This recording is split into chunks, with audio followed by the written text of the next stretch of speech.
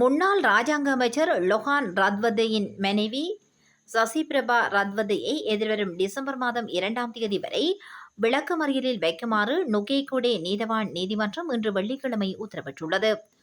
லொஹான் ரத்வதையின் மனைவி சசிபிரபா ரத்வதேக்கு சொந்தமான நுகேகொடை மிரிகானா பிரதேசத்தில் உள்ள வீடொன்றில் இருந்து பதிவு செய்யப்பட்ட இலக்கத்தகடு இல்லாத சொகுசு கார் ஒன்று அக்டோபர் மாதம் 26ஆம் தேதி மெரிகானா போலீசாரால் கைப்பற்றப்பட்டிருந்தது.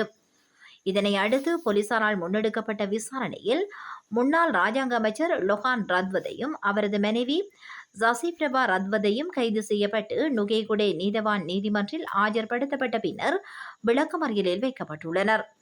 விளக்கமறியலில் வைக்கப்பட்டுள்ள லொஹான் ரத்வதை மற்றும் அவரது மனைவி சசிபிரபா ரத்வதை ஆகியோரை பிணையில் விடுவிக்குமாறு கோரி தாக்கல் செய்யப்பட்ட மனு கடந்த 18ஆம் தேதி விசாரணைக்குழு எடுத்துக் கொள்ளப்பட்டுள்ளது.